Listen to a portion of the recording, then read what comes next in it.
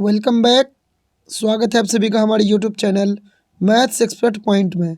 साथियों, अभी हम लोग बात करने जा रहे हैं सीटेट 2022-23 ईस्वी में पूछे जाने वाले ईवीएस के आंसर की का, यानी अब तक यानी 28 दिसंबर से 13 जनवरी 2023 तक पूछा गया ईवीएस के प्रश्न और आंसर की हम बात करने जा रहे हैं।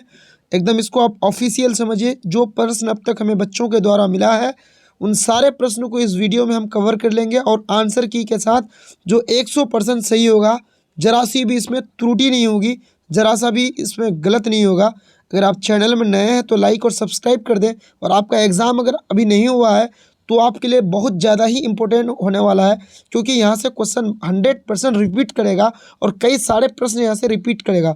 अगर आपका एग्ज़ाम हो गया तो भी आपके लिए इम्पोर्टेंट है, क्योंकि इस वीडियो में आपको सेटिस्फेक्शन मिलने वाली है। चलिए शुरू करते हैं हम पहला टॉपिक से। चलिए दोस्तों, हम शुरू करेंगे कि सीटेट 28 दिसंबर टू 13 जनवरी तक पूछे गए ईवीएस के प्रश्न और आंसर। देखिए, सबसे पहले हम बात करेंगे निफेंथिस से एक प्रश्न था।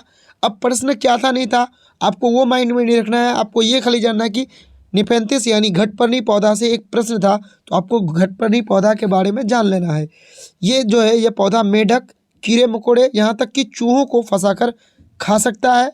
ये भारत में ऑस्ट्रेलिया, इंडोनेशिया, ये भारत में पाया जाता है। उसके अलावा ऑस्ट्रेलिया, इंडोनेशिया और भारत के कहाँ, मेघालय राज्य में पाया जाता है।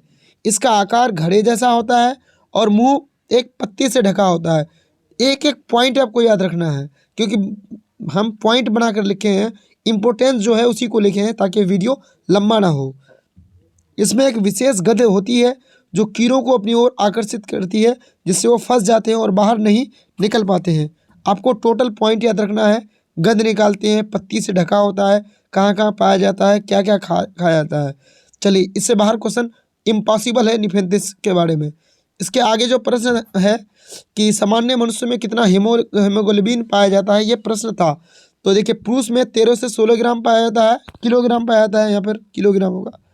और महिला में 12.1 से 15.1 किलोग्राम पाया जाता है।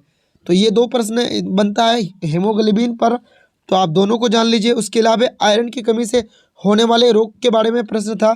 तो आयरन की कमी से हीमोग्लोबिन की कमी हो जाती है, और हीमोग्लोबिन की कमी से शरीर में ऑक्सीजन कम होने लगती है। इस बीमारी का नाम क्या है जो आयरन की कमी से होता है?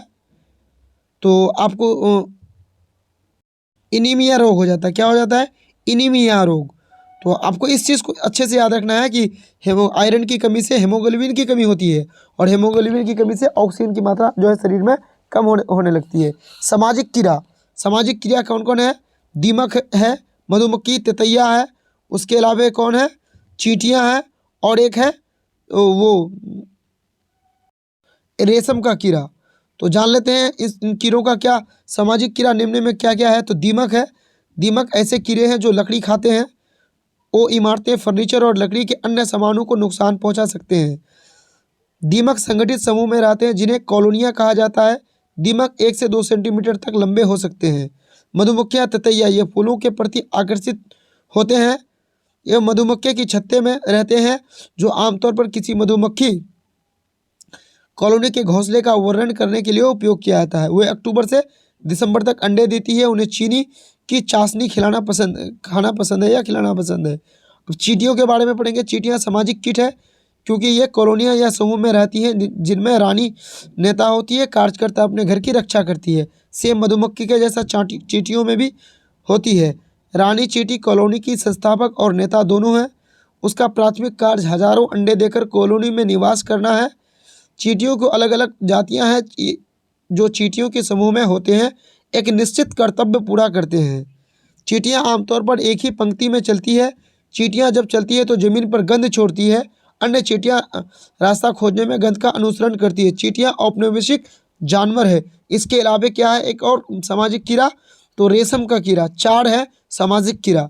इससे प्रश्न आपको आ सकता है, क्योंकि सामाजिक कीड़ा से पूछा गया है अब तक।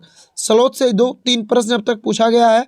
तो स्लोथ के बारे में पहले भी पढ़ा दिए हैं, यहाँ से भी आप एक बार देख सकते हैं। स्लोथ के बारे में मेन पॉइंट को दिए। स्लोथ दिन में प्रति दिन जो है 17 घंटा पैरों से उल्टे लटक कर सोता है, और ये पेड़ों से लकड़ी काटने के लिए केवल 9 घंटा समय लगता है। वो शरीर का तापमान लगभग 86 डिग्री फ़ारेनहाइट, आपको इसको याद रखना है, 93 डिग्री फ़ारेनहाइट तक बनाए रखते हैं। कौन? स्लॉथ। वे अपने शरीर का तापमान नियंत्रित करने के लिए छाया के अंदर और बाहर जाते हैं। स्लॉथ उसी पेड़ की पत्तियों को खाता है जिस पर वह रहता है। वह शायद किसी और चीज़ की ज़रूरत हो। जब वह पेड़ की से पर्याप्त पत्ते खा लेते हैं तो उसे आसपास के और पेड़ जो होता है उस पर वो चले जाता है। स्लॉथ लगभग 40 वर्ष तक जीवित रहते हैं। उस दौरान केवल 8 पेड़ के इर्द गिर्द घूमते हैं। सप्ताह में एक बार अपने आप को राहत देने के लिए पेड़ से नीचे उतरता है, मतलब शौच करने के लिए। आगे जो है रेगिस्तानी ओक के बारे में भी प्रश्न था। चलिए, रेगिस्तानी ओक के बारे में जो प्रश्न था ये है कि रेगिस्तानी ओक एक वृक्ष है जो ऑस्ट्रेलिया में पाया जाता है। देखिए, इससे प्रश्न था, क्या प्रश्न था, क्यों नहीं कह सकेंगे, श्योर। तो हमने आपको सारा चीज़ बता दिया, डिटेल्स बता दिया। आप इसको पढ़ लीजिए। 15 में से आपको 7 से 8 क्वेश्चन रिपीटेड मिलेगा। आप एग्ज़ाम दे के आके हमको कमेंट करिएगा। यह ऑस्ट्रेलिया के शुष्क और बंजर क्षेत्र में पाया जाता है।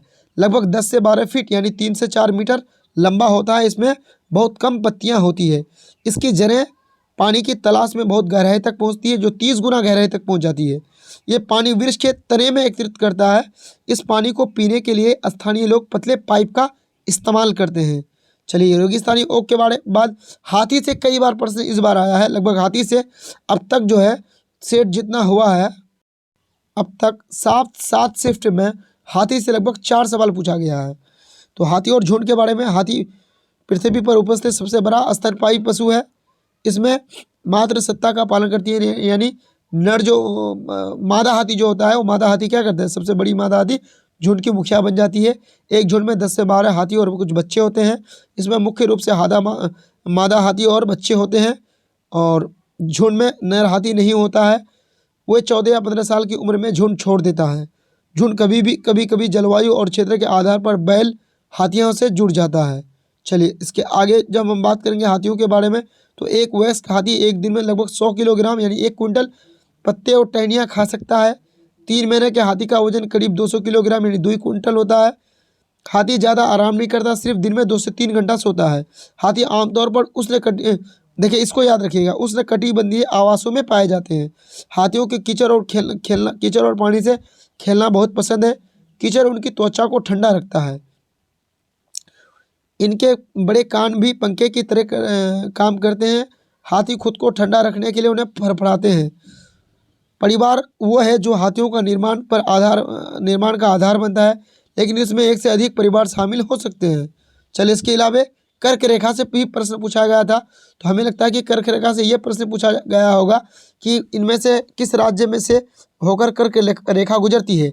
तो भारत के किस 8 राज्यों से कर्क रेखा यानी कैंसर लाइन गुजरती है, जिसमें गुजरात, राजस्थान, मध्य प्रदेश, छत्तीसगढ़, झारखंड, पश्चिम बंगाल, त्रिपुरा तथा मिजोरम है। इसको ट्रिक में कैसे याद रखेंगे, मित्र पर गमछा जार, उसका वीडियो डला हुआ है, आप देख सकते हैं। एनसीएफ और एनईपी की बात ही मत कीजिए। हर शिफ्ट में 5-5 प्रश्न यानी इन 2 टॉपिक से 10-10 प्रश्न पूछा जा रहा है। इन 2 टॉपिक से 10 प्रश्न पूछा जा रहा है हर शिफ्ट में। तो हमने एनईपी का अलग और एनसीएफ का अलग वीडियो बना दिया है। उस वीडियो का लिंक जो है डिस्क्रिप्शन में और कमेंट बॉक्स में लिंक मिल जाएगा। आप उस वीडियो को देख लीजिए, प्लीज़ देख लीजिए अगर आपका एग्ज़ाम आगे है तो, क्योंकि यहाँ से आपको मिनिमम जो है 7 से 8 प्रश्न, नहीं तो ऊपर 10 प्रश्न केवल इन 2 टॉपिक से आपको मिल जाएगा। चलिए, इसके बाद हम बात करेंगे थीम से भी एक प्रश्न था। तो अब थीम से क्या प्रश्न था, तो इसको एग्जैक्ट तो कोई नहीं बता सकता है। तो थीम के बारे में थोड़ा सा और जान लेते हैं। हमने पहले भी पढ़ाया है कि देखिए, नए पाठ्यक्रम में इस विषय को 6 थीम में बांटा गया है। वह थीम है, पहला क्या है, परिवार एवं मित्र, जिसकी 4 उपथीम भी हैं। परिवार और मित्र का 4 उपथीम कौन कौन है, आपसी संबंध, काम और खेल, जानवर और पौधे। ये तो हो गया परिवार और मित्र के 4 उपथीम यानी सब थीम। तो सब थीम कितना है, परिवार और मित्र के 4 सब थीम है। आप इसका स्क्रीनशॉट लीजिए, और टोटल कितने 6 थीम है, जिसमें पहला परिवार एवं मित्र है और 5 यहाँ पर है। देखिए, सेकंड में क्या है, भोजन, पानी, आवास, यात्रा, फिर लास्ट में है हम चीज़ें कैसे बनाते हैं। टोटल 6 थीम हो गया। और परिवार और मित्र का कितना, 4 सब थीम हो गया। 5 सब थीम जो है भोजन का भी है, लेकिन एनसीईआरटी में नहीं है, इसलिए उसको नहीं पढ़ाएंगे। आगे हम बात करेंगे जिम कॉर्बेट। देखिए, एक प्रश्न पूछा था कि जिम कॉर्बेट राष्ट्रीय उद्यान कहाँ है। तो ये उत्तराखंड राज्य में है। तो कार्बेट ये उद्यान से संबंधित प्रश्न का कई वीडियो हमने पढ़ा दिया है, आप उस वीडियो को देख लीजिए। अगर इस वीडियो में हमने पढ़ाया तो वीडियो काफ़ी लंबा हो जाएगा। चलिए आगे हम बात करेंगे। बाघ से भी एक प्रश्न था, तो बाघ से हर बार प्रश्न रहता ही रहता है। अब बाघ की सारी खूबियों को जान लें। बाघ रात में हम में से अधिकतर लोगों की तुलना में 6 गुना बेहतर देखता है। बाघ जो है इंसानों के मुकाबले 6 गुना ज़्यादा देखता है, बेहतर देखता है। बाघ के शरीर पर न केवल पीले और काले रंग के फर होते हैं, बल्कि उसके शरीर पर पीली और काली धारियां भी होती है। सिर्फ बाल पर नहीं, उसके जो चमड़ा होता है, चमड़ी, उस पर भी पीली और काली धारियां होती है। ये पॉइंट आपको याद रखना है बहुत अच्छे से। बाघ की मूछें बहुत संवेदनशील होती है और हवा में हलचल या कंपन को महसूस कर सकती है। आप सोच सकते हैं कितनी संवेदनशील होगी कि हवा और जो हलचल है उसमें वो अंतर कर लेता है। बाघ की सुनने की क्षमता इतनी तेज होती है कि पत्तियों की सरसराहट, घास, किसी जानवर के हिलने डुलने की आवाज़ में फ़र्क कर सकता है। बाघ के कान अलग अलग दिशाओं में घूम सकते हैं और चारों ओर से आने वाली आवाज़ों को पकड़ने में मदद करती है। बाघ अलग अलग उद्देश्यों के लिए अलग आवाज़ें निकालती है, जैसे कि गुस्सा होने पर बाघिन को पुकारने के लिए या गरजने के लिए खर्राटे भी ले सकता है। यानी वो गुस्सा के लिए अलग आवाज़ें निकालता है और खर्राटे या बात करने के लिए अलग आवाज़ें। बाघ अपने क्षेत्र में अपने मूत्र से चिन्हित करते हैं। वो कैसे पहचानते हैं अपने क्षेत्र के बाघ को? मूत्र सूंघ कर, कुत्ते जैसे पहचानते हैं। एक बाघ को मूत्र की गंध से तुरंत पता चल जाता है कि उसके क्षेत्र में कोई दूसरा बाघ है या नहीं। सेम कुत्ते भी ऐसे करते हैं। इसकी गर्जना जो है, बाघ की गर्जना 3 किलोमीटर दूर तक सुनी जा सकती है। आप इसका एक बार स्क्रीनशॉट ले सकते हैं। और चैनल में नए हैं तो फिर ऐसे हम आपको कहेंगे एक बार लाइक और सब्सक्राइब कर दें दोस्तों, क्योंकि बहुत मेहनत से हमने सारे प्रश्नों को इकट्ठा किया है।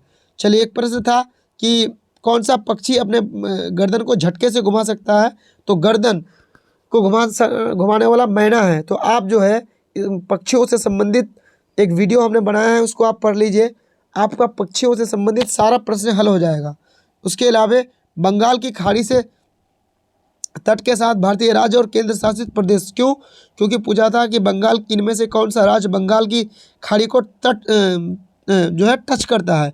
तो हमने आपको सारा राज्य और केंद्र शासित प्रदेश जो बंगाल की खाड़ी को टच करता है उसको हमने यहाँ आपको हम दिखा भी दे रहे हैं आपको।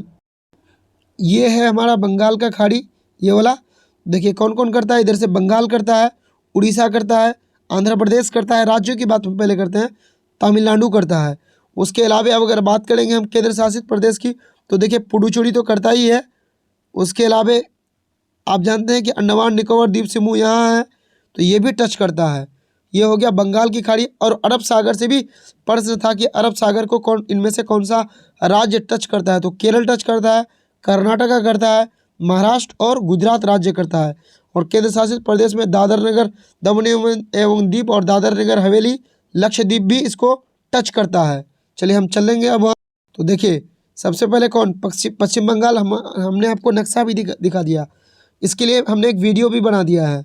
उड़ीसा, आंध्र प्रदेश, तमिलनाडु और पुडुचेरी। नीचे में चलेंगे तो अंडमान निकोबार द्वीप समूह को भी हमने दिखाया, वो भी टच करता है किसको? बंगाल की खाड़ी को। और अरब सागर से कौन कौन टच करता है हमने वो भी आपको दिखा दिया। गुजरात करता है ऊपर में, फिर उसके नीचे कौन है? महाराष्ट्र करता है। गोवा थोड़ा सा वहाँ है, गोवा भी करता है, क्योंकि ऐसे ऐसे इंडिया का नक्शा है, यहाँ गोवा है तो गोवा भी करता है। दमन एवं दीव करता है। कर्नाटक, केरल, लक्षद्वीप और दादर नगर हवेली भी करता है। दमन एवं दीव और दादर नगर हवेली एक जगह भी है, इसलिए ये दोनों करता है।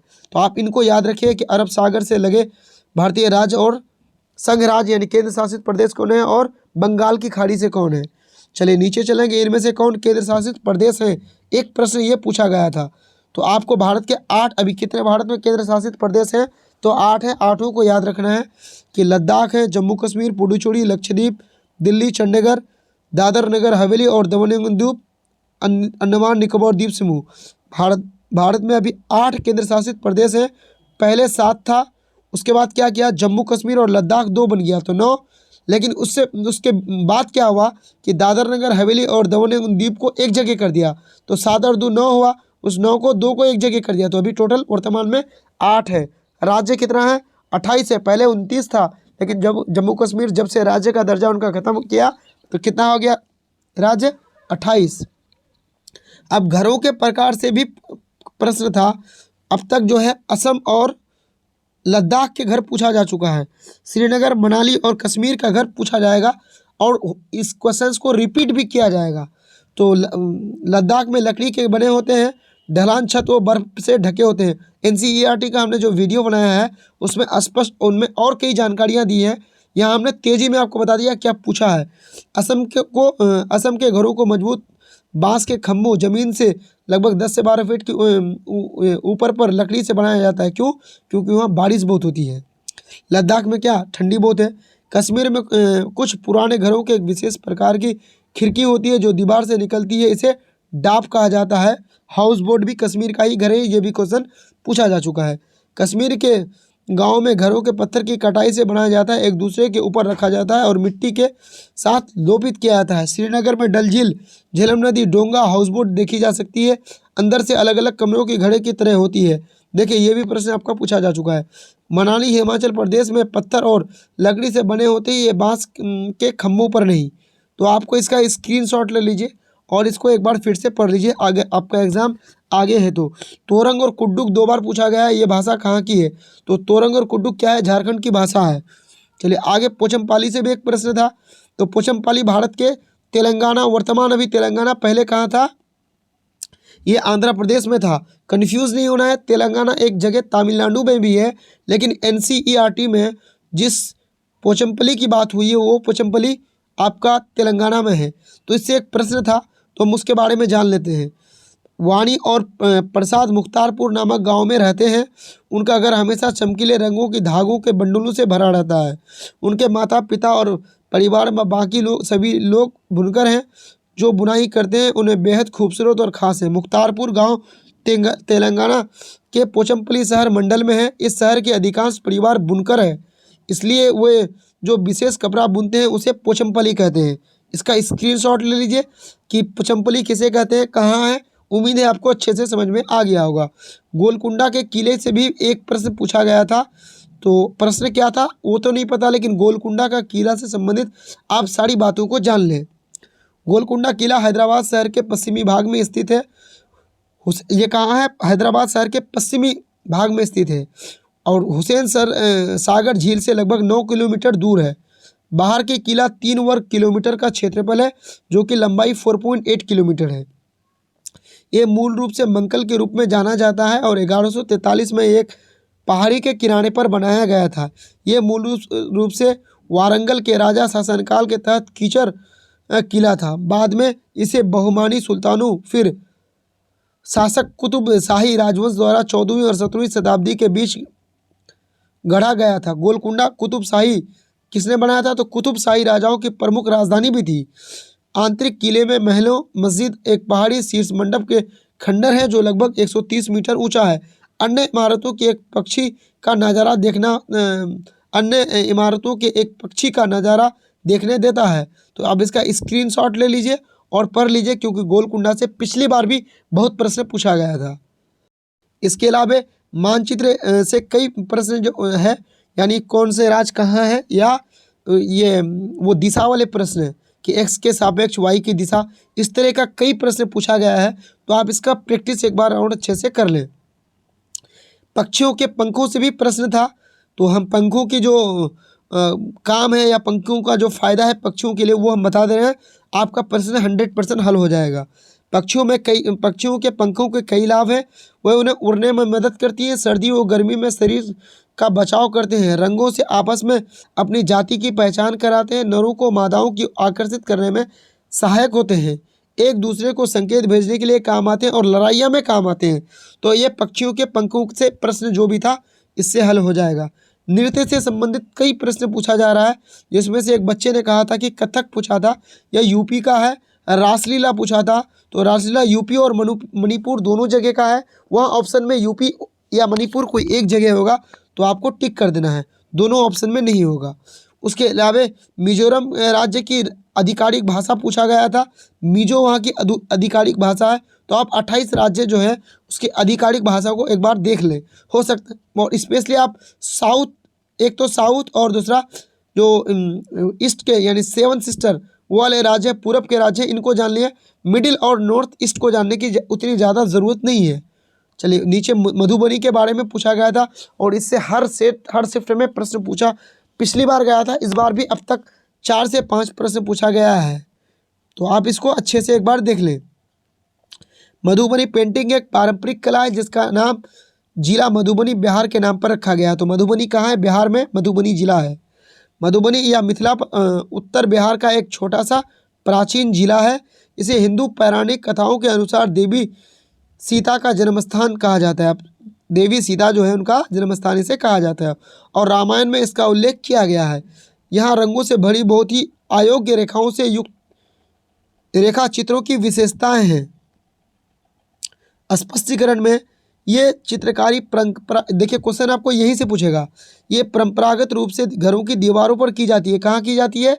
घरों की दीवारों पर, लेकिन व्यावसायिक कारणों से अब कागजात पर किया जाता है। वे पंख, टहनियाँ, कलम, नीब या यहाँ तक कि उंगलियाँ जैसे उपकरण का उपयोग करते हैं। वाणिज्यिक प्रयोजन के लिए बांस के चारों ओर लिपटा कपास तुलिका बनता है। उपयोग किए जाने वाले रंग स्वाभाविक रूप से निकल जाते हैं।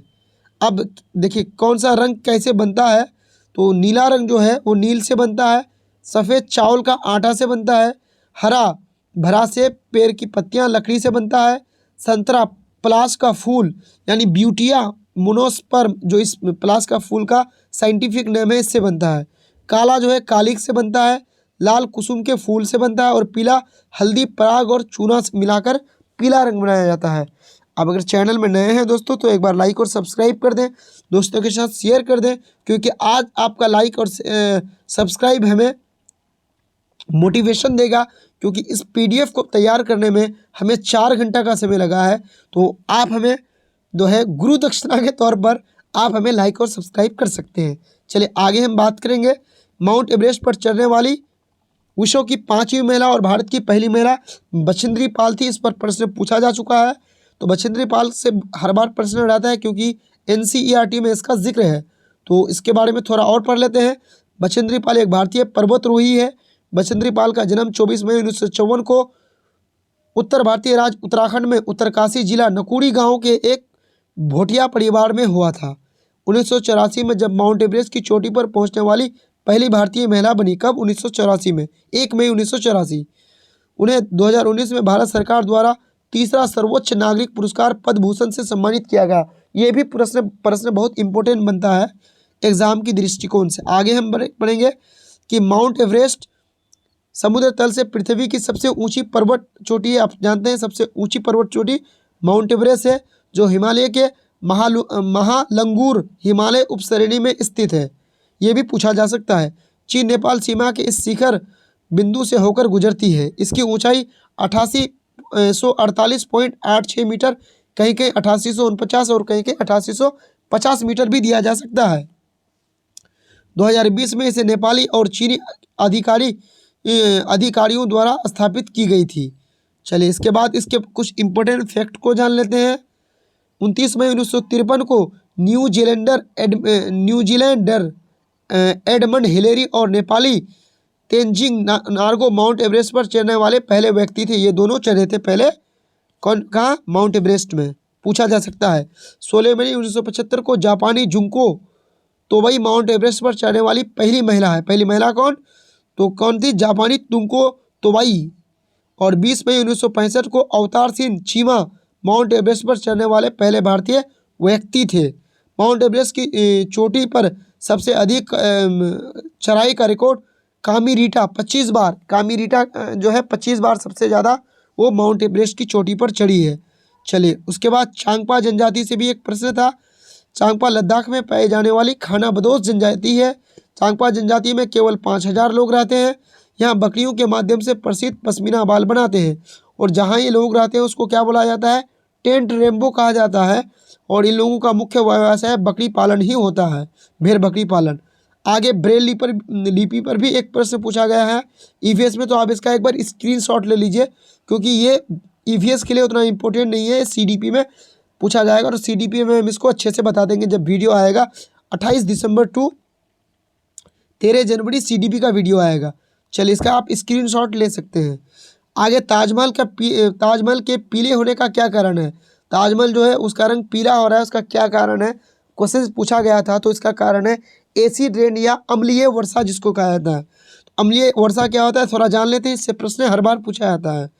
प्राकृतिक रूप से अम्लीय होती है, इसका कारण ये है कि पृथ्वी के वायुमंडल में सल्फर डाइऑक्साइड, नाइट्रोजन ऑक्साइड, देखिए सल्फर यानी SO2 प्लस NO2 जब जल से अभिक्रिया करता है प्लस H2O के साथ मिलता है, क्रिया करके नाइट्रिक अम्ल और गंधक जो है तेजाब बनता है। पूछा जाएगा कि अम्लीय वर्षा का कारण, तो सल्फर डाइऑक्साइड दिया हो रहेगा, नाइट्रोजन दिया हो रहेगा, तो क्या मिलके बनाता है जल के साथ, तो नाइट्रिक अम्ल तथा गंधक या तेजाब बनाता है। चलिए आगे कलमकारी पर एक प्रश्न पूछा गया था। तेलंगाना इस प्रकार की कला के लिए प्रसिद्ध है। कौन प्रसिद्ध है? तेलंगाना प्रमुख है। श्रीकालहस्ती और मछलीपट्टनम कलमकारी वहाँ की कलमकारी का प्रमुख है। इस कला का उपयोग मुख्य रूप से कलमकारी साड़ियाँ बनाने के लिए किया जाता है। किसका? कलमकारी का। चलिए आगे है, वाष्पीकरण से एक प्रश्न पूछा गया था कि वाष्पीकरण के दर के साथ बढ़ती है, कैसे बढ़ती है? तो सतह के क्षेत्र में जब वृद्धि होगी, देखिए जब ये सतह वृद्धि होगा तो क्या होगा, पानी जो है इधर थोड़ा सब में थोड़ा थोड़ा फैल जाएगा। जब फैल जाएगा तो यहाँ क्या होगा, वाष्पीकरण बढ़ जाएगा। तापमान वृद्धि, जितना गर्म होगा उतना तेज वाष्पीकरण होगा। और हवा की गति में वृद्धि होगी तो वाष्पीकरण की प्रक्रिया और तेज होगी। इसलिए जब आप कपड़ा सूखने देते हैं तो कपड़ा को फैला कर देते हैं, यानी क्षेत्रफल बढ़ा कर देते हैं, और धूप ज़्यादा रहती है तो जल्दी सूखती है, और हवा चलती है तो और जल्दी सूखती है। तो क्या होती है, सतह क्षेत्र में वृद्धि, तापमान में वृद्धि और हवा की गति में वृद्धि से वाष्पीकरण की दर बढ़ जाती है। तो दोस्तों ये क्वेश्चन हमको मिला था, तो हमने उन सारे क्वेश्चनों को कर दिया जो क्वेश्चन हमको मिला था। अगर इसके बाहर कोई क्वेश्चन गया है तो आप हमें कमेंट कर सकते हैं। बाकी इसके बाद हम CDP का वीडियो लाएंगे, मैथ्स का लाएंगे, बाकी सारे सब्जेक्ट का लाएंगे। लेकिन आपसे हम एक बार रिक्वेस्ट करेंगे जाते जाते, चैनल में नए हैं तो लाइक और सब्सक्राइब करें और दोस्तों के साथ एक बार शेयर जरूर कर दें। थैंक यू दोस्तों।